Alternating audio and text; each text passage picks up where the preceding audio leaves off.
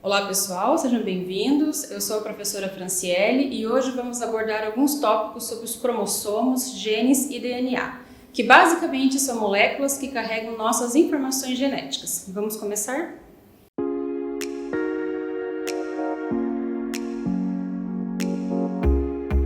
Cromossomos, genes e DNA. É o assunto, então, da aula de hoje. Após a redescoberta do trabalho de Mendel, em 1990, muitos outros cientistas se dedicaram a testar as leis da transmissão da herança em diversos outros organismos. Em parte, toda a beleza da análise de Mendel estava no fato de não ser necessário saber a natureza física dos fatores hereditários, ou então como eles controlam o fenótipo, para analisar os resultados dos cruzamentos ou então fazer algumas previsões.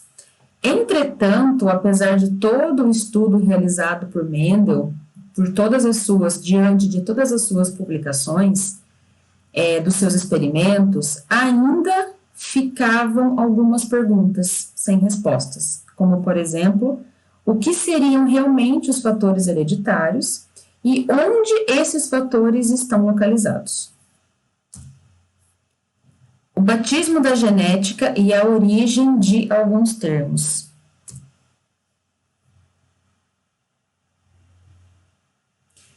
William Bateson foi quem propôs, em 1906, o termo genética, para a nova ciência que estava nascendo e ainda não tinha um nome.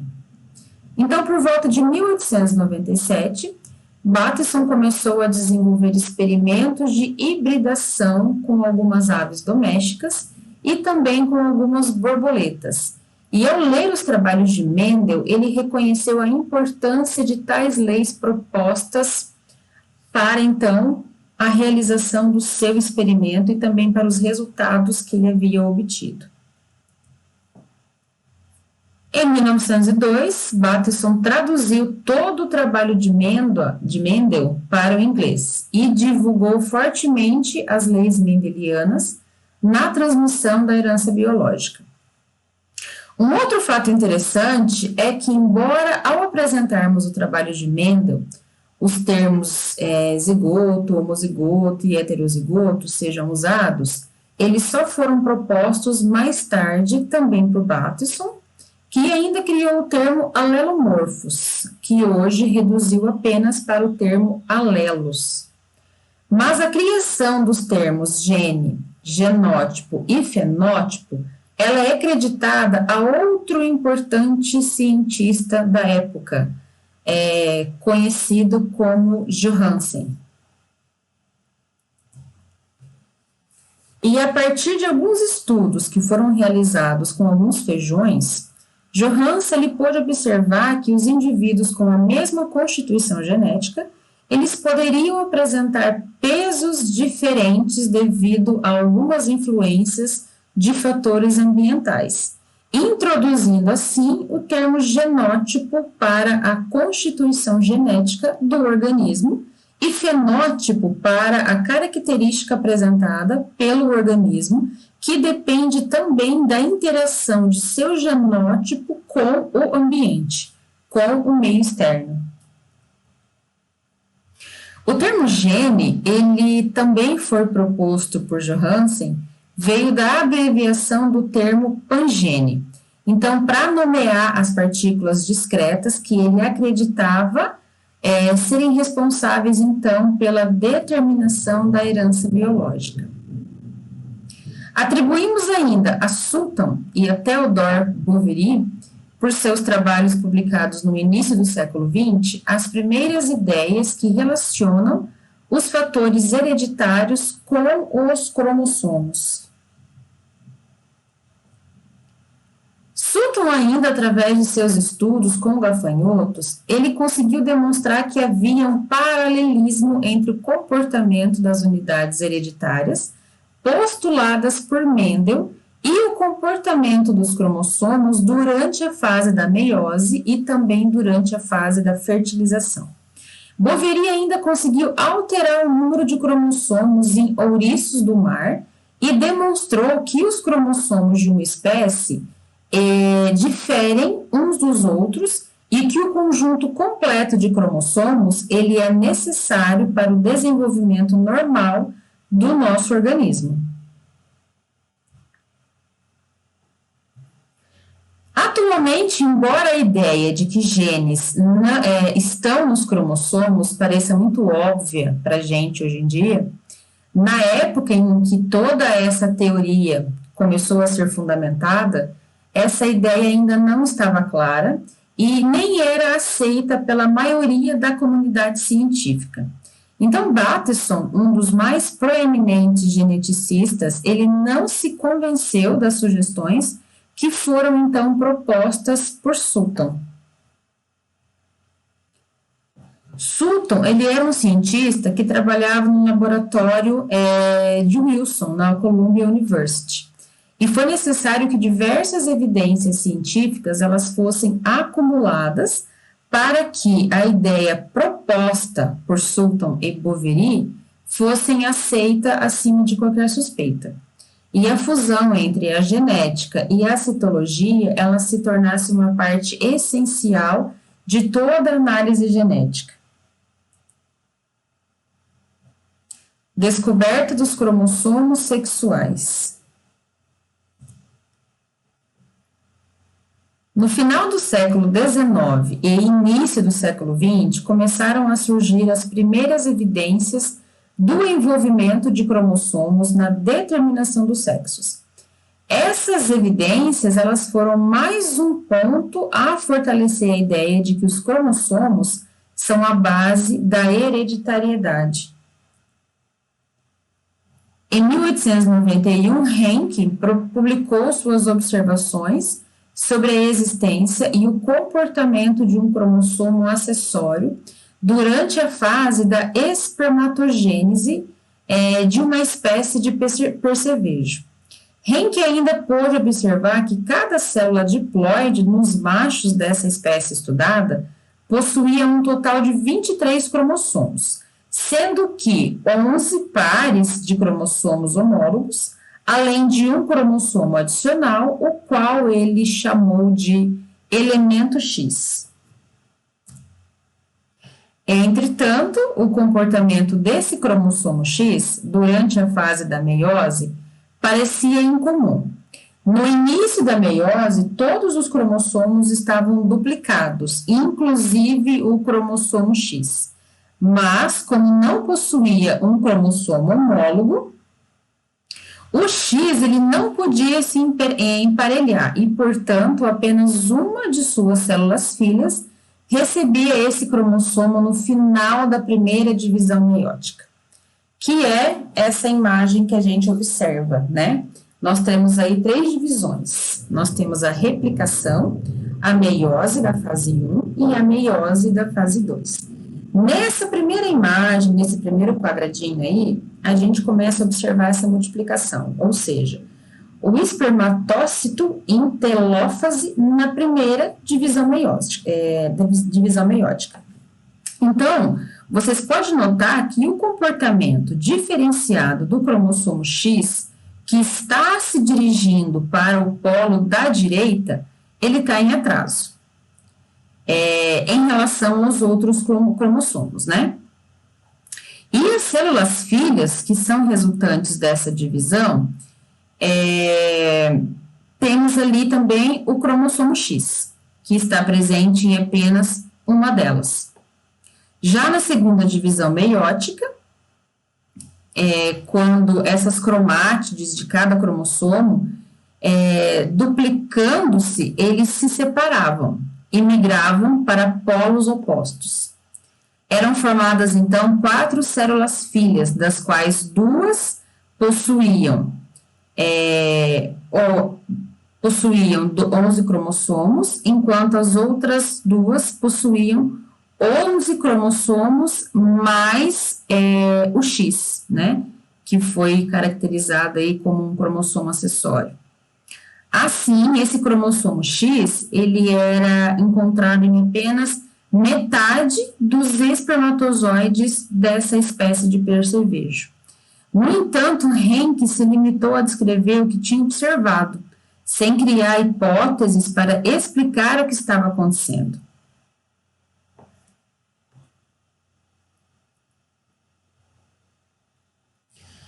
Outro pesquisador de grande importância para a citologia na virada do século XX foi Montgomery. Ele investigou ali detalhadamente a espermatogênese e também a ovogênese de vários outros insetos hemípteros. E interpretou esses resultados, sugerindo que o cromossomo, eles eram estruturas celulares permanentes, que existiam em pares de homólogos, sendo que um dos membros do par era herdado do pai e o outro da mãe, e que a sinapse ela consistia no emparelhamento desses homólogos. Foi então que um citologista americano, Maglund, em 1901, ele formulou uma hipótese na qual o cromossomo X estaria associado de alguma forma com a determinação do sexo. Então, nesse momento, assumindo que há uma diferença qualitativa entre os vários cromossomos do núcleo, segue-se necessariamente que são formados dois tipos diferentes de espermatozoide, que por fertilização do óvulo produziam dois tipos diferentes de indivíduo. Uma vez que o número de cada um desses tipos de espermatozoide é o mesmo, deveria haver, então, um número aproximadamente igual desses tipos de indivíduos na descendência. E nós sabemos que a única qualidade que separa os membros de uma espécie em dois grupos é o sexo. Hipótese não parece ser bastante lógica para algumas situações. Foi o que muitos dos outros cientistas na época também pensaram, e começaram, então, a testá-la, né? Viram a testar essa hipótese por meio de alguns estudos com diversas espécies de plantas e também de animais.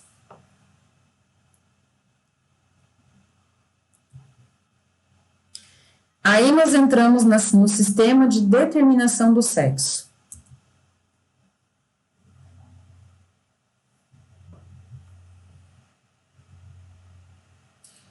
Wilson, ele era professor de Sutton.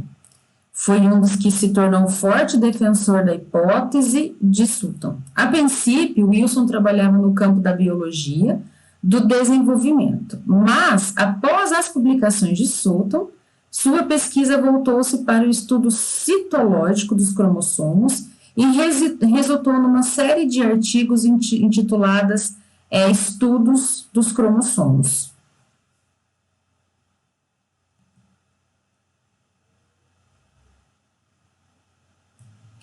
Foi Wilson o principal responsável, então, pela solução do problema dos cromossomos acessórios no ano de 1905. Observando células germinativas de machos e fêmeas, de hemípteras, ele demonstrou que as diferenças cromossômicas entre os sexos podiam ser de dois tipos e se convenceu de que existia algum tipo de relação definitiva entre cromossomos e a determinação do sexo. Então, atualmente, esses dois tipos de diferenças cromossômicas entre os sexos, que foram observadas por Wilson, são conhecidas como sistemas XX e XY e XX e X0, de determinação do sexo. Então, o sistema XX e XY. Esse sistema inclui ali todos os mamíferos, incluindo os humanos, que têm o sexo dos indivíduos determinados pela combinação de dois cromossomos sexuais, o X e um cromossomo não homólogo ao X, que chamamos de Y. Então, nesses organismos, as fêmeas possuem um par de cromossomos homólogos, XX, e produzem, portanto, apenas um tipo de gameta com relação ao cromossomo sexual, sendo chamadas homogaméticas, do grupo, homos, que seriam, então, iguais, gametas iguais. Por sua vez, os machos, eles possuem um cromossomo X, como das fêmeas, e um cromossomo Y, exclusivo na espécie, então, dos machos, e geralmente menor. Esses machos que possuem, então, os cromossomos X e Y são chamados de heterogaméticos, que, no caso, seriam cromossomos diferentes, porque eles produzem 2 gametas diferentes. Metade deles contendo um cromossomo X e a outra metade contendo um cromossomo Y. Já no sistema XX e X0, alguns outros organismos, como por exemplo os gafanhotos, possuem esse sistema de determinação do sexo parecido com o sistema anterior, XX, XY, exceto pela ausência do cromossomo Y nos machos. Então, as fêmeas, elas possuem o XX, enquanto que os machos, eles possuem X.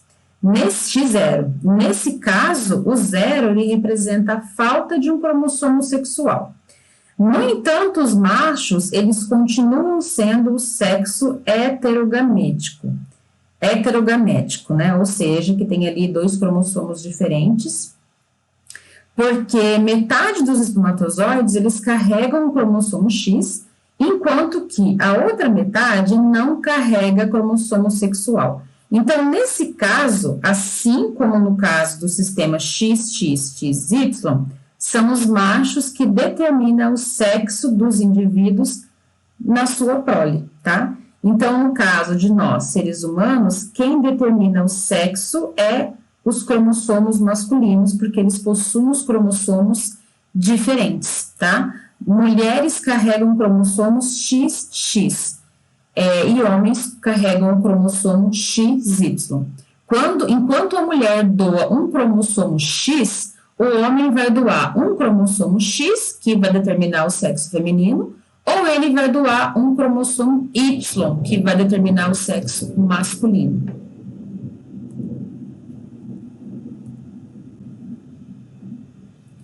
Em 1906, Doncaster e Raynor observaram o tipo de herança ligada ao sexo a partir de um estudo envolvendo o cruzamento de 2 variedades de mariposas, né?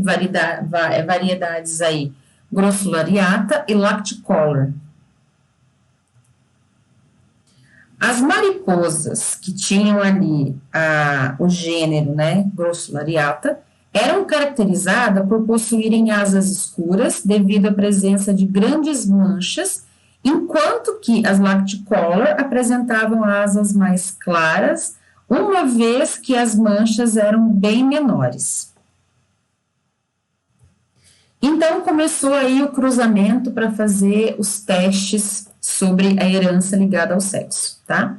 Então, no primeiro cruzamento, houve ali machos Grossulariata que foram cruzados com fêmeas Lacticolor.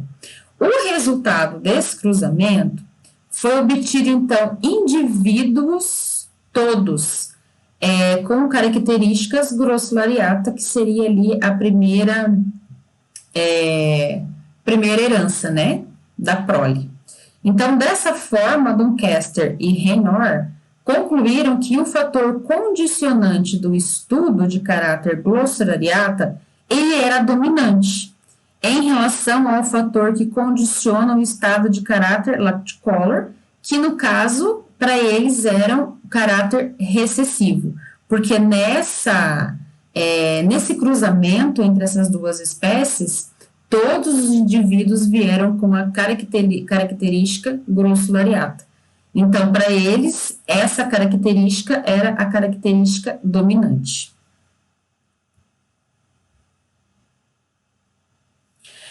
Mais tarde, o que eles fizeram? Eles fizeram o cruzamento da espécie resultante deste primeiro cruzamento aqui, tá? Então, eles pegaram os indivíduos Grossulariata dessa primeira espécie e cruzaram entre elas, tá? E, para surpresa, veio o quê? 3 indivíduos com características Grossulariata e uma espécie com a característica Lacticolor, tá? que essa, então, é o segundo cruzamento da espécie. Porém, todos os indivíduos Locked-Collar, eles eram fêmeas, portanto, o que não era esperado também nessa resposta. Então, para tentar entender por que só as fêmeas possuíam essa característica Locked-Collar, Doncaster e Raynor realizaram cruzamentos recíprocos, tá? Então, eles pegavam os machos que tinham características Locked-Collar com as fêmeas grossulariatas para ver os resultados que eles iriam ter desse cruzamento. E eles tiveram ali machos com a característica grossulariata e as fêmeas com a característica Locked-Collar também. O que também foi contra o que eles esperavam, tá? Porque o esperado era que 100% dos indivíduos fossem com as características grossulariata.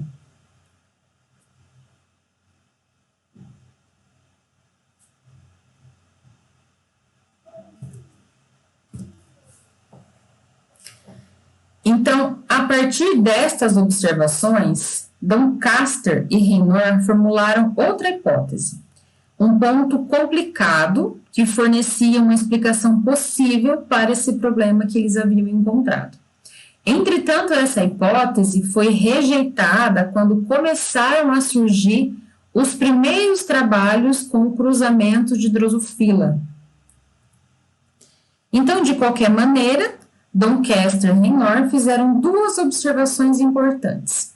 A primeira era que a existência de caracteres que possuem herança ligada ao sexo e que no sistema de determinação do sexo, nessa espécie de mariposas, as fêmeas, elas deveriam possuir os cromossomos que eram heterozigóticas, ou seja, as fêmeas, nesse caso, seriam as responsáveis por determinar o sexo, enquanto que os machos, eles seriam homozigóticos. Os machos possuíam, então, cromossomos iguais e as fêmeas possuíam cromossomos diferentes que eram capazes de determinar a herança ligada ao sexo. Essa foi a primeira hipótese que eles formularam após o cruzamento dessas espécies e com os resultados que eles obtiveram desse cruzamento. Já em 1910, enquanto lavava os vidros que eram usados em experimentos no laboratório, um dos alunos de Morgan encontrou uma mosca de olho branco, né? Essa mosca possuía olhos brancos, que seria ali um fenótipo mutante, seria bem diferente das características das outras moscas que eles realizavam os experimentos. Ao invés, então, de possuírem os olhos vermelhos, que seriam a condição normal para a sua espécie, que determina aí um fenótipo selvagem, né, que é uma característica própria para essa mosca selvagem. Então, ele tinha ali duas situações. Ele tinha mosca de olhos brancos, que era uma condição mutante, e moscas de olhos vermelhos, que seriam ali a condição selvagem, né, que seria a espécie normal. A característica normal para a sua espécie da questão é uma mosca, né, com o fenótipo aí de característica selvagem. Então, esse macho de olhos brancos, ele foi cruzado com fêmeas selvagens, ou seja, os machos que possuíam olhos brancos foram cruzados com fêmeas que possuíam olhos vermelhos, porque elas eram selvagens, então o padrão dessa herança era possuir olhos vermelhos. Para observar que o padrão de herança dessa mutação, atualmente chamado White, fosse estabelecido. Então, eles fizeram esse cruzamento. Mosca de olho branco foi cruzada ali com moscas de olhos vermelhos, resultando ali na tua primeira prole, todos moscas de olhos vermelhos. Ou seja, nessa situação aqui, eles observaram que o padrão normal, no caso, está dominante sobre o padrão de mutação genética. Morgan, então, observou que apenas indivíduos de olhos vermelhos aparecem nessa prole, o que demonstra que a mutação que dá a condição das moscas possuírem olhos brancos é uma condição determinada por um fator recessivo e que o fator dominante ainda estabelecia sendo a condição normal da espécie, que seriam os olhos vermelhos.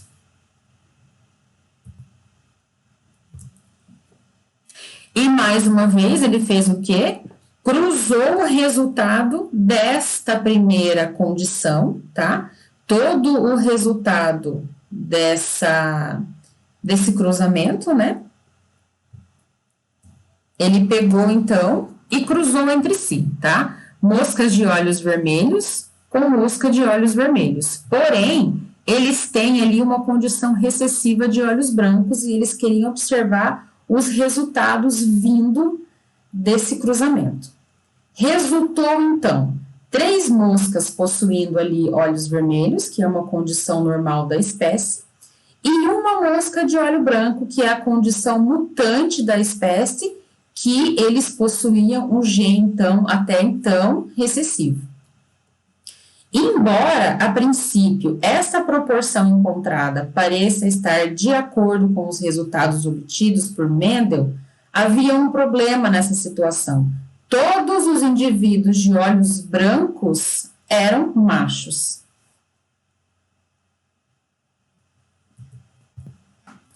Aí, o que foi realizado? Eles cruzaram, então, as fêmeas que possuíam a condição da mutação, então, fêmeas que tinham olhos brancos, cruzaram, então, com os machos selvagens, machos que eram puros, né? Machos que não tinham ali nenhum gene recessivo dessa fêmea. Eles pegaram, então, machos selvagens de natureza pura, sem nenhum gene recessivo, e cruzaram com as fêmeas que possuíam, então, o gene que era mutante.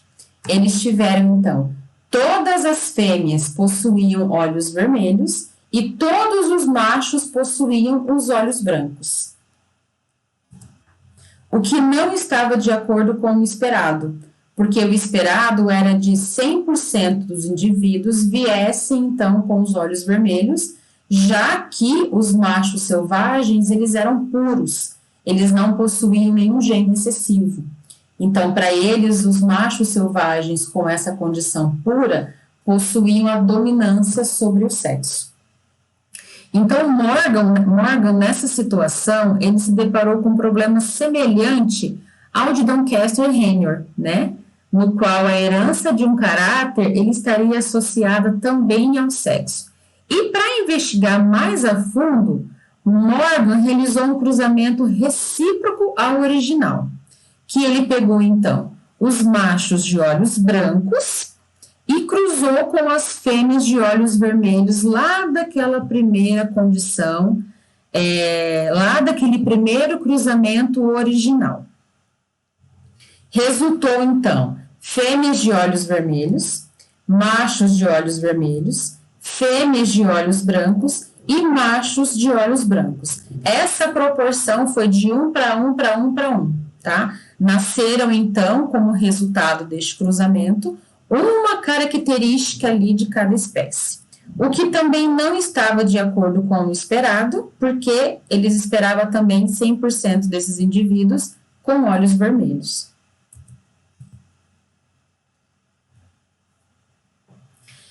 Como Morgan notou que o padrão de herança da mutação White era o mesmo padrão de herança do cromossomo X, ele concluiu que o fator que determina a cor do olho com a cor branca deveria estar localizado no cromossomo X, ou seja, no cromossomo feminino, ou seja, o X está ligado ao gene dominante.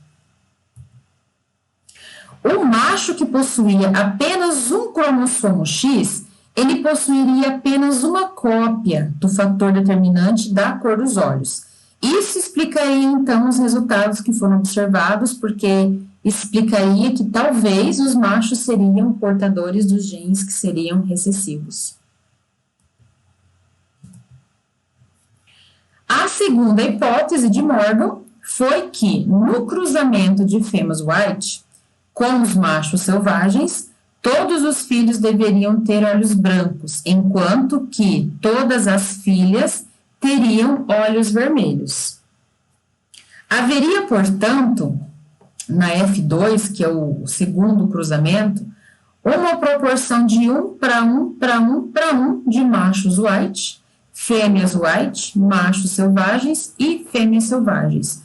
Todos nasceriam, né, com as características ali igualmente proporcionais.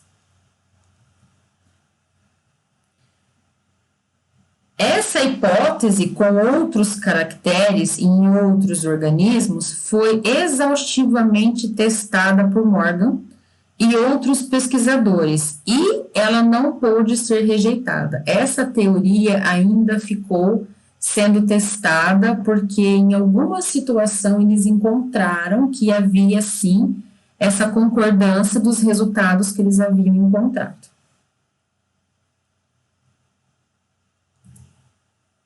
As plantas, elas também possuem o sexo. Então, as plantas vasculares, elas possuem diversos arranjos sexuais. Quando os órgãos sexuais masculinos e órgãos sexuais femininos estão presentes numa mesma flor, nós chamamos essa espécie de espécie hermafrodita, ou seja, essa espécie possui os dois sexos, né, os dois órgãos sexuais. Então, é uma espécie hermafrodita. Mas, quando esses órgãos aparecem em flores separadas, numa mesma planta, a espécie é chamada de monóica. Significa que ela possuía apenas uma casa. São as espécies dioicas, que possuem ali duas casas, entretanto, que elas apresentavam ali o dimorfismo sexual. Então, nessas espécies, existem plantas fêmeas, que produzem flores contendo apenas ovários, e também possuíam ali plantas machos, com flores que contêm apenas anteiras. E algumas dessas plantas dioicas, elas possuem um par de cromossomos heteromórficos, associados e provavelmente envolvidos com a determinação do sexo nesta espécie de planta. Então, uma grande proporção dessas plantas possuem o sistema XX e XY. Mesmo as plantas dioicas, que não possuem cromossomos heteromórficos, visíveis, podem possuir cromossomos sexuais.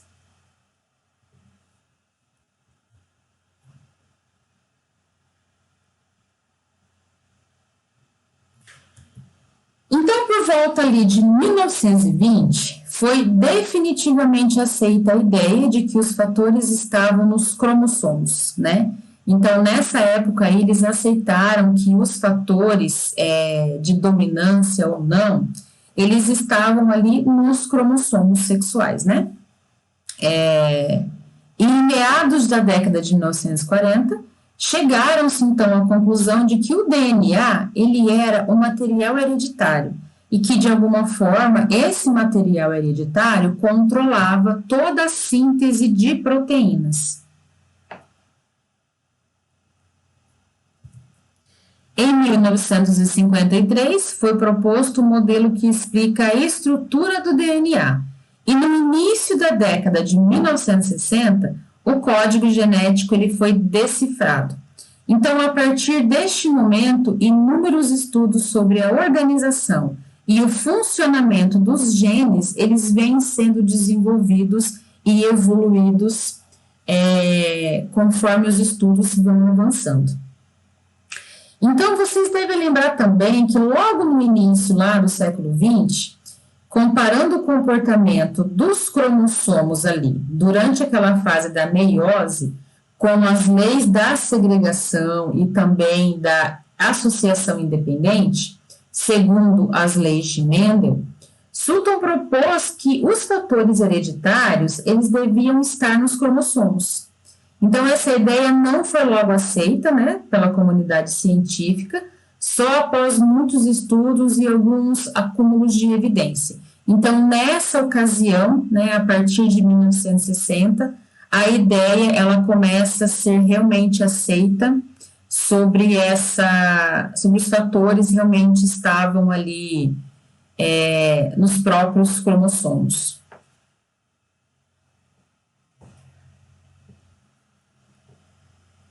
Então, atualmente, nós chamamos os fatores hereditários que foram sugeridos por Mendel de genes e também conhecemos a sua natureza, graças aí a todos esses estudos e a evolução de todas essas pesquisas e testes que são realizados. Então, cada gene, ele é uma unidade física e funcional da hereditariedade. É um segmento de uma molécula de DNA, que é o nosso ácido desoxirribonucleico, que neste ácido contém aí as informações necessárias para a produção de um RNA, que é o ácido ribonucleico, ou então de uma proteína. Então, como que acontece a organização do material genético? Qual a relação entre os genes, as moléculas de DNA e os cromossomos?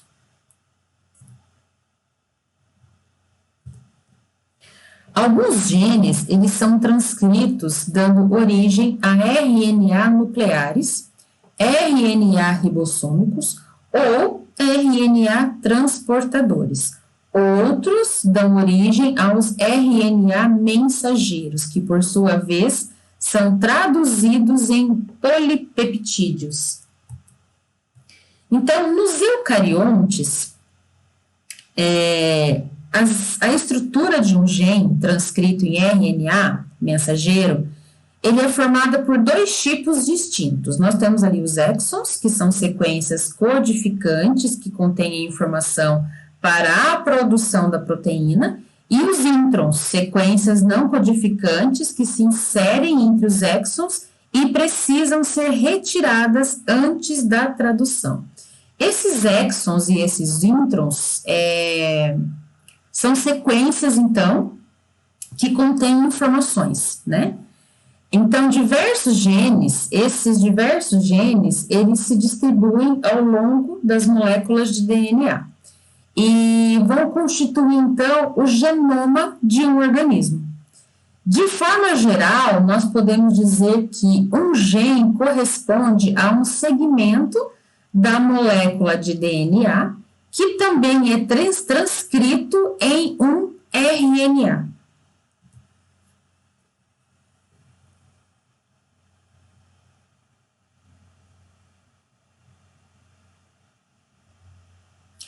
Alguns genes são transcritos dando origem ao RNA nucleares, ribossômicos ou transportadores.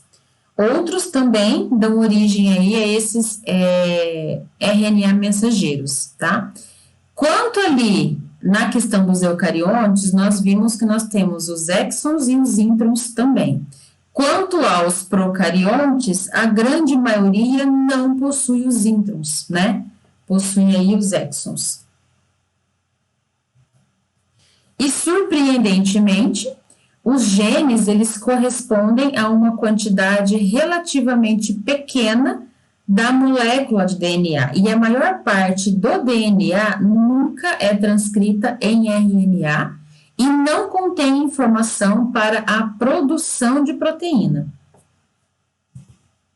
E na espécie humana, por exemplo, calcula-se que apenas cerca de 3% do DNA eles correspondam aos genes, e 97% do restante são sequências de nucleotídeos que não produzem RNA e cuja função ainda não é conhecida, constituindo, então, o que nós conhecemos de DNA não codificante, ou seja, ainda existem muitas outras situações a serem estudadas para serem ali desvendadas.